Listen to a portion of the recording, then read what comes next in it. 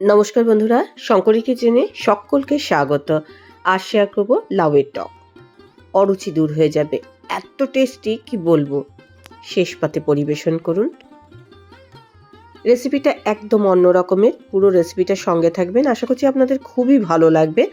Simple ingredients কিন্তু অসাধারণ test. আজকে রান্নার জন্য আমি লাউ ব্যবহার করব।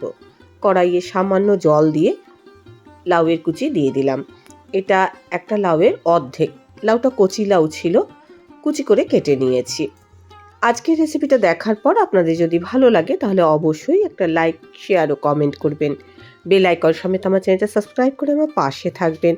বেল আইকনটা ক্লিক করে থাকলে আমার যে কোনো রেসিপি বা আমি যাই আপলোড করি না কেন সবার আগে নোটিফিকেশন আপনার কাছেই পৌঁছে যাবে। লাউটা নুন দিয়ে আমি মজাতে দিয়ে দেবো। গ্যাসের ফ্লেমটা কম করে লাউটা আমি মজাতে দেব। লাউটা চাপা দিয়ে দিয়ে আমি সেদ্ধ করব। লাউয়ের থেকে জল বেরোবে, যেহেতু নুন দেওয়া আছে অনেকটা পরিমাণে জল বেরোবে, আর লাউয়ের জলেতে লাউটা সেদ্ধ হয়ে যাবে। চাপা দিয়ে লাউটা তো মজাতে দিয়েছিলাম, মাঝে মাঝে চাপা খুলে একটু নাড়াচাড়া করে দিচ্ছি। এরম 2-3 বার আমি চাপা খুলে খুলে নাড়াচাড়া করে দিয়েছি। এটা মজতে থাকুক। এই রান্নায় আমি কাঁচা তেঁতুল ব্যবহার করব। 4টে কাঁচা তেঁতুল নিয়েছি। তেঁতুলটাকে একটু ফাটিয়ে নিচ্ছি। যেহেতু আমি টক তৈরি করছি তাই টক জাতীয় জিনিস তো লাগবেই।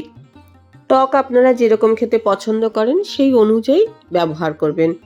এটা আমি ছোট একটা লাউয়ের অর্ধেক নিয়েছি, তার মধ্যে আমি 4টে তেঁতুলের ছড়া দিচ্ছি। এই তেঁতুলটা আমি সেদ্ধ করে নেব। অল্প পরিমাণে জল দিয়ে চাপা দিয়ে দিয়ে তেঁতুলটা সেদ্ধ করব। কিছুক্ষণের মধ্যে কিন্তু তেঁতুলটা সেদ্ধ হয়ে যাবে। তেঁতুলটা দেখবেন এরকম ফাটা ফাটা মতো হয়েছে, দেখেই বুঝতে পারবেন। এদিকে লাউটাও কিন্তু ভালোভাবে মজে গেছে। লাউটা দেখুন কতটা কমে গেছে। এখন লাউটাকে আমি অন্য পাত্রে নিয়ে নেব। ফোড়ন দেব সর্ষের তেলে। 2 চা চামচ সর্ষের তেল দিয়েছি। একটা শুকনো লঙ্কা ফাটিয়ে দিয়ে দিয়েছি।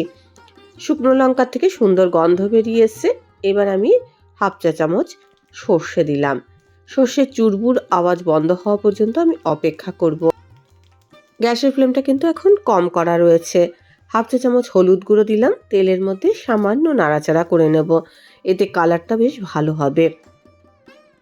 লাউটা তো আমি অন্য পাত্রে নিয়ে নিয়েছিলাম, এখন লাউটা দিয়ে দিলাম। নুন হলুদ একসঙ্গে দিয়েও লাউটা কিন্তু নাড়াচাড়া করা যেতে পারত।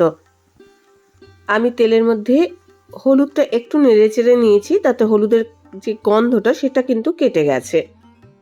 লাউটা তো আগেই মজে গেছে। এবার আমি এর মধ্যে স্বাদ মতো চিনি দেব। এখানে আমি 1.5 হাতা মতো চিনি ব্যবহার করেছি। এবার মিষ্টি বা টক আপনারা যেরকম খেতে পছন্দ করেন সেই অনুযায়ী এগুলো কম বেশি করে নেবেন। লাউয়ের সাথে চিনি দিয়ে খুব ভালো করে মজিয়ে নেব, যাতে লাউয়ের মধ্যে চিনির যে মিষ্টি ভাব সেটা যেন ঢুকে যায়। এদিকে তেঁতুলটাও কিন্তু ভালোভাবে সেদ্ধ হয়ে গেছে। এবার তেঁতুলের পাল্পটা আমি বের করে নেব। চটকে আমি পাল্পটা নিয়ে নেব, দানাটা ফেলে দেবো। এদিকে লাউ আর চিনি একসঙ্গে ফোটার ফলে লাউয়ের মধ্যে কিন্তু চিনির রসটা ভালোভাবে ঢুকে গেছে, আর বেশ ঘন ঘন মতো হয়েছে। আপনাদের কাছের থেকে একটু দেখিয়ে দিলাম। এইবার তেঁতুলের পাল্পটা আমি দিয়ে দিচ্ছি।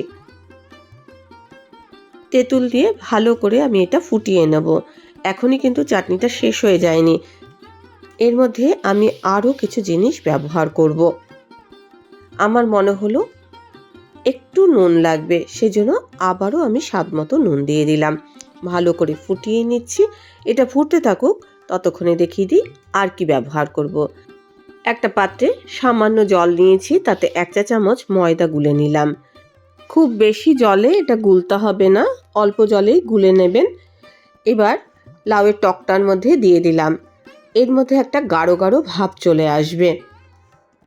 যেহেতু আমি এর মধ্যে তেঁতুলের পাল্প ব্যবহার করেছি, তাই একটু গাঢ় গাঢ় ভাব দেখানোর জন্য ময়দাটা ইউজ করেছি।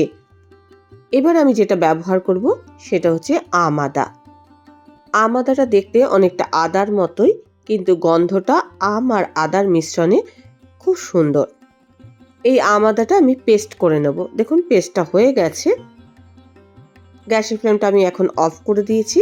এবার আদাটা আমি মিশিয়ে নিচ্ছি। আমাদের যে ফ্লেভার, এটা কিন্তু এই টকটার আলাদা একটা মাত্রা নেবে, খুবই সুস্বাদু হবে। এই টকটা খেয়ে কেউ ধরতেই পারবে না যেটা লাউ দিয়ে তৈরি। এখন আমি 2-1 মিনিট এই টকটা চাপা দিয়ে রাখবো, একটু জেলি জেলি মতো হবে। ঠান্ডা করে এটা পরিবেশন করুন, আশা করছি আপনাদের খুবই ভালো লাগবে। রেসিপিটা ভালো লাগলে অবশ্যই একটা লাইক দিয়ে দেবেন, প্রচুর প্রচুর শেয়ার করবেন। আমার চ্যানেলটা ভালো লাগলে অবশ্যই সাবস্ক্রাইব করে আমার পাশে থাকবেন। আজকের রেসিপি এই পর্যন্ত, দেখা হবে নতুন কোনো রেসিপি নিয়ে নতুন কোনো এপিসোডে। এতক্ষণ আমার সঙ্গে থাকার জন্য অনেক অনেক ধন্যবাদ।